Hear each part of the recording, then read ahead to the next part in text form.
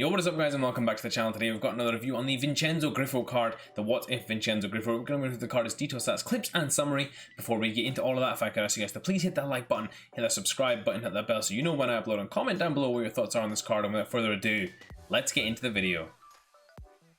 So guys, this is the team that I used Vincenzo Grifo in. I played him in the 4-2-3-1, played him on that left hand side and played him in the cam spot a couple of times as well, just to test him out there. After the first few games I wanted to test him out in that spot. And overall guys, first impressions of this card, this is just a very serviceable card, guys. I mean, he's pretty decent at what he's good at, and of course he does have some major drawbacks, but I do think this card is alright. It's certainly a workable card, and depending on where you want to play him as well, I think he can be very good. Without further ado though, let's get into the review. Vincenzo Grifo, 5'11", high medium work rate, right-footed, 4-star moves and 4-star weak foot, so all of that is pretty nice. The right-footed off the left-hand side, so cutting in and shooting from there, but still got a 4-star weak foot, so able to get around the outside and put across in 6 games played, 7 goals scored and 5 assists. So a really decent return as well, guys. I mean, he did do really well for me in terms of his goals and assists to games ratio. He did really well. He was delivering every single game, and I really did enjoy using this card given he is such a low price tag. I didn't expect that much from him. In terms of the details, I tried a couple of things, guys, on him. I tried the engine and I tried the hawk. I think that the engine suited him more. I think his dribbling is lacking a little bit. His speed, of course, is lacking too, but I think the dribbling needs a bit more of a boost than the shooting does, for example. However, let's just get into the actual details. The key pros of this card, guys. His shot power, 94 shot power, that is huge, and he really does. He belts the ball when he does strike it. Overall, guys, I would say his crossing is pretty decent as well. His curve is really good too, especially on those corners and set plays. He's very good at getting the ball in the box and putting it on the money. His free kick accuracy is phenomenal as well. And in general, I think his set pieces were the thing that I enjoyed using him the most for. His dribbling feels a little bit stiff, guys. That's one of the major cons. I think it's down to the reactions of the card, guys. He does feel a little stiff on the ball, and his speed doesn't quite feel like that level. He does feel a little slower than that. I think it's because this card is a relatively big card. Although he's 5'11", he is a big build, and generally he moves a little slower as a result of that. But overall, guys, I think that those were the only two major cons that I could pick out for this card. Otherwise, I thought he was pretty decent, considering, again, you are only paying, say, 70k I paid for mine. It is a very low price to pay for quite a decent card. In terms of player traits, he's got the flair trait, the long shot taker, the outside of the foot shot, and the technical dribbler. And I genuinely thought he had the finesse shot trait until I checked it before giving you guys this review, because he scores so many great finesse shots for me. And you guys are going to see that his long shots are phenomenal. We'll get more into that in the clips. So, having discussed and going on to that, let's just get straight into them. Let's go to the tape. So guys, getting into some of Vincenzo Grifo's clips, and what you guys are going to see here is his general attacking prowess and ability to create chances, not necessarily always finish them, but at least get into those goal scoring positions and create opportunities for himself to be able to score.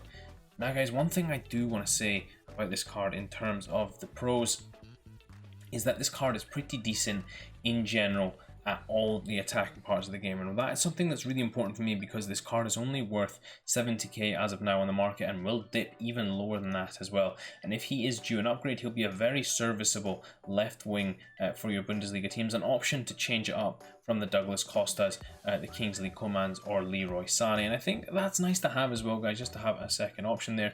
You just have to hope that Freiburg can get those goals. Overall, guys, I would say that the holes in his game, and the biggest one for sure, is the fact that he is quite big and feels a little bit clunky on the ball. Now, obviously, guys, there is a pro and con to being big, in that if you are a bigger striker, or a bigger winger in this case, sorry, you will have more power, and he did have that against the smaller fullbacks. But what he did lack a lot of was pace and just general maneuverability. Even though his dribbling stats are pretty decent, he did struggle to move around a little bit for me, and that was something that was a big con, because I like my wingers to be very mobile. Now, if he does get the boost and you slap the right chemistry style on him, he will be very maneuverable and very usable, guys. I think just now the 86 card is just a little shy of where you'd want it to be. That's not to say that it's not worth what it will be. I think 55k, it's definitely worth that price, especially if you can get an upgrade. But guys, what I would say is that you do have to be patient with this card and learn its limitations, because it definitely does have some. Now guys, I want to get into one big pro of this card, and it is the set pieces. You've probably seen a couple of corners already. You will be seeing a free kick in there somewhere. I don't know if we've passed it already, but in general guys, his set pieces and his finesse shots are absolutely fantastic. The way he was able to just cut in on that left hand side onto that right foot, of course, and then just finish those chances was really lovely to have as well. There you see that lovely shot power that he has as well, which makes it so much easier to score goals as well, because it doesn't necessarily have to be the most accurate shot. It's just getting into the back of the net past the keeper fast enough really does the job in terms of how this card does. Now bear in mind guys, he doesn't have the finesse shot trait, he does have the outside the foot shot trait and the long shot taker trait, so there you start to see some of the long shots that he's scoring for us. You see my celebrations as well. Generally I'll do that when there's a good goal in the clips, but overall he scored a lot of good goals for me guys, and I think that was something that was really fun to have as well, especially again in a 60 to 70k player. I think it's really nice to have an option like that, which is able to do all that you need to do on the wing and a little bit more as well. This final clip is a little bit of a longer one guys, but it just shows how I had to use him in general. I mean, I had to be very careful with how I was trying to take on defenders. That's Kyle Walker and Joao Cancelo, so neither of them can actually take the ball off him here. He finally gets a break, gets on the inside here, and then how's this for a finesse shot straight into the top corner? How's that? Bang! So guys, getting into this Vincenzo Grifo final summary, we won't be doing a price comparison as the market is still very volatile. This card is falling all the time. So guys, just getting into it here, 68k on the PlayStation right now, 52 on the Xbox and 75 on the PC.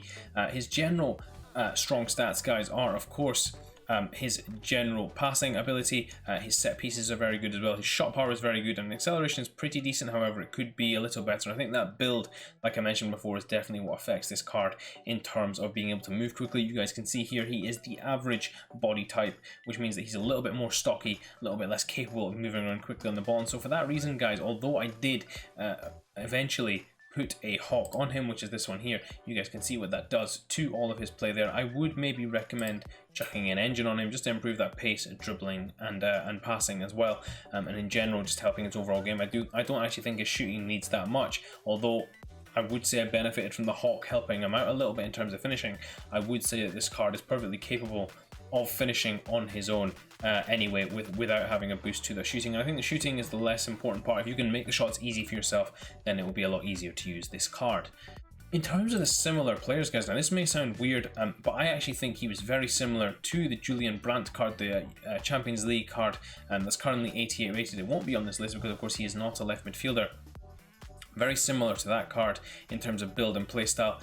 Similarities to this Robert Pires, however I do think that this card plays better than that Robert Pires. It does pain me to say as an Arsenal fan, but definitely very similar to that UCL Julian Brandt in terms of link ability guys. Now this one's a bit of a weird one because of course he is Italian in the Bundesliga, so we've got some weird link abilities we can get together here. Of course Italian icons that come in there, and any other Freiburg players that are in there. Of course Jose Santa Maria, Jeong Woo Young is in there as well, so you've got those two players to link into.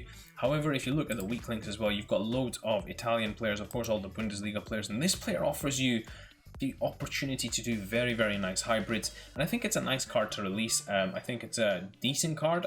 It's not one of them it's a game breaker card, and that leads me kind of onto my final recommendation guys, is if you want to build yourself a nice Italian hybrid with the Bundesliga, this card is probably capable of doing it. I think he's a very serviceable left mid. I think of course you can get better left mids. I think once he gets the boost he'll be a very good left mid. I don't think he'll be a top left mid, so I wouldn't be rushing to buy this card, but I do think he's a very decent card, very fun card to use, and as you guys saw from the clips, perfectly usable as well, and will get you plenty of return as well, considering how good technically and what his output level is in general. I think he's a very decent card, but nothing to shout home about. Hope you guys did enjoy this review. If you did, please do smash that like button. Until next time, I will see you all in a bit.